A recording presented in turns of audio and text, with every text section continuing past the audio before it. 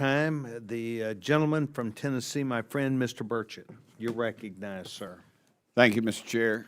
Mr. Mayo, I share your enthusiasm. When I look back on my life, I didn't have anything like yours. I had two wonderful parents. They're both in heaven, and they were the best influence in my life and a lot of my buddies' life. But I still, every day I'm up here, I think it's just an incredible gift. More people played pro baseball than have been in Congress. So thank you for what you said, brother.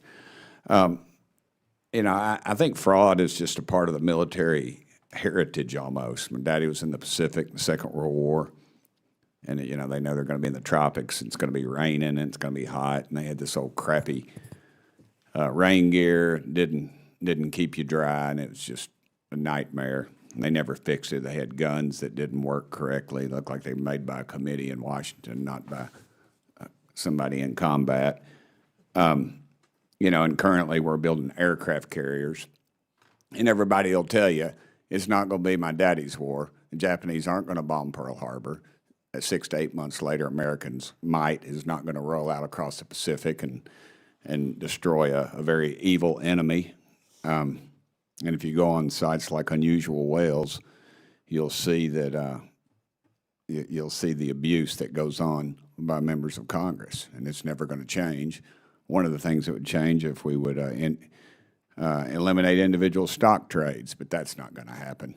We'll come up with a good bipartisan bill. We're working on it, me and Priapal and AOC and Chip Roy and some others, very bipartisan, but I have no doubt that it will pass. I mean, there's no inclination that will pass because we don't have the guts, because this town is crooked as a dog's leg, and it's part of our heritage, and that disgusts me. But saying all that, I guess you're my therapist today, Mr. Mayo. Department of Defense leadership say that you do not believe there's a significant fraud at DoD. Based on your work, do you agree with that? I disagree. Yes, sir. I disagree with that. You disagree with that? On what basis do you? Our work shows that there's a lot of, in my statement, there's significant procurement fraud across the panoply of the DoD. Okay. Overseas, and so we have a problem. Yeah, I think part of the problem is we've got a lot of war pimps at the Pentagon, and they're not the ones going to go be dying. It's going to be people like my little girl and some of the kids in this audience that are going to die in some of these worthless wars we're in. How much do you think the Department of Defense loses every year to fraud? I couldn't say, sir. I really couldn't. I could probably ask people smarter than me and my staff, but I can get back to you on that. Well, see, that's part of the problem. They send you two guys in here, and I expect y'all are pretty honest guys, and give you you can't answer the dadgum questions. And to me, that just shows an inherent arrogance that we have at the Pentagon. They haven't passed 8 audits. They haven't even attempted to finish the dadgum audits, and yet they come up here and we give them more money. Again, our greed. Old men make decisions, and young men are going to die. What fraud practice in the Department of Defense are we especially vulnerable to? It's either one of y'all want to take a shot at that, would be all right.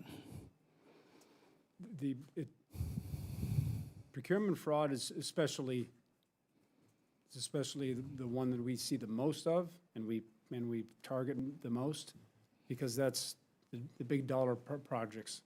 So that'd be my question and answer to that. It just seems like we're letting these people steal from us. I just don't think that'll ever stop. You know, I can remember in a meeting one time they started pointing out on aircraft carriers, which we know are antiquated. We're not going to need them in the future. All the people tell us that are in the know tell us you're not going to need them. You're going to have $500 billion worth of apparatus sitting on the deck, and some uneducated country is going to send a $100,000 missile in and sink it all.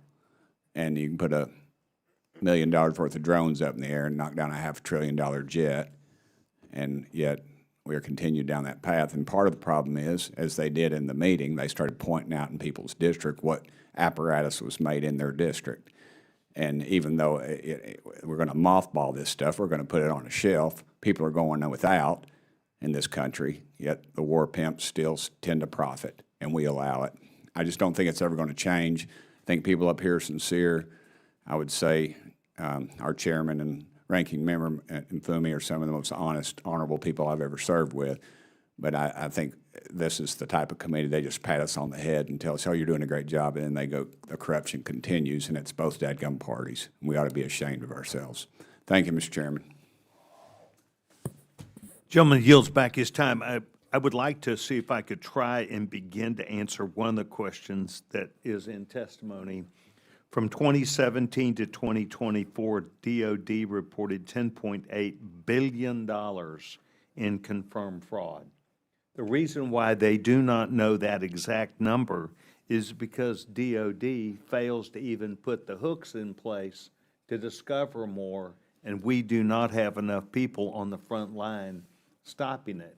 But $10.8 billion is very significant. I appreciate the gentleman's not only line of questioning, but holding accountable the significant amount of that. Mr. Chairman, we just don't have the guts to do anything about it. We're going to sit up here and make platitudes, not you all, but other members of Congress will, and then they'll walk out and wink and nod to the K Street lobbyists who profit from this. So thank you, Mr. Chairman.